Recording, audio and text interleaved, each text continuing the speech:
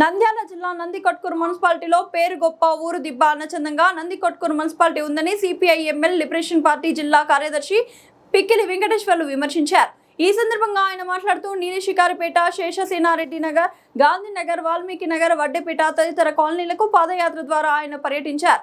ఈ నేపథ్యంలో సోమవారం నాడు నందికొట్కూరు మున్సిపల్ కార్యాలయం ముందు ధర్నా నిర్వహించారు. ఈ కార్యక్రమంలో నందికొట్కూరు మండల కార్యదర్శి కాటెపోగు సామన్న, తాలూకా నాయకులు లింగాల శ్రీనివాసులు, మహమ్మద్ బాషా, జిల్లా నాయకులు టి నరసింహులు, వేల్పుల ఏసన్న, వడ్డేరాజు తదితరులు పాల్గొన్నారు.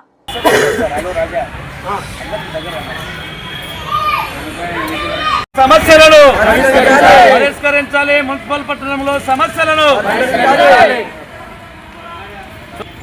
సోదరి మహిళారా, సోదర కామ్రేడ్స్, ఈరోజు సిపిఎంఎల్ లిబరేషన్ పార్టీ ఆధ్వర్యంలో గత వారం రోజులుగా నందికొట్కూరు పట్టణంలో నీలిశికారిపేట, శేషసేనారెడ్డి నగర్, గాంధీనగర్, వాల్మీకి నగర్, వడ్డేపేటలో కూడా అన్ని కాలనీ కూడా ఈరోజు పాదయాత్ర ద్వారా కూడా ప్రజల దగ్గరికి వెళ్ళి ఆ సమస్యలను పరిష్కరించే కోసం కూడా ఆ రకంగా ప్రయత్నం చేయడం జరిగింది. అందులో భాగంగా ఈరోజు ప్రధానంగా ఉన్నటువంటి సమస్యలన్నింటినీ కూడా వినతి పత్రం రూపంలో మున్సిపల్ కమిషనర్ గారికి ఇవ్వబోతా ఉన్నాం. ప్రధానంగా ఈరోజు మేము సిపిఎంఎల్ లిబరేషన్ పార్టీగా గత ప్రభుత్వాన్ని కానీ ఈ ప్రభుత్వాన్ని కానీ అడిగేదలుచుకునేటువంటి ముఖ్యమైన అంశాలు ఈరోజు చెప్పదలుచుకున్నాం. మరి దాదాపు ఈ మున్సిపాలిటీ ఏర్పాటై 13 సంవత్సరాలుగా వస్తూ ఉంది. 13 సంవత్సరాల్లో కూడా మరి ఇద్దరు చైర్మన్లు పరిపాలన మారిన 10 సంవత్సరాలు దాటిపోయింది. మరి ఇప్పటికి కూడా ఎక్కడే వేసిన గొంగడి అక్కడే అన్నాడు ఈరోజు మనకుంది. ఈరోజు పక్కనే మున్సిపల్ ఆఫీసుకు కూతవేటు దూరంలో నీలిశికారిపేట ఉంటుంది, అక్కడే కోర్టు ఉంటుంది. మరి అక్కడ ఉన్నటువంటి పేదవాళ్ళు ఇక్కడ ప్రభుత్వ నాయకులకు ఈరోజు కనపడడం లేదు.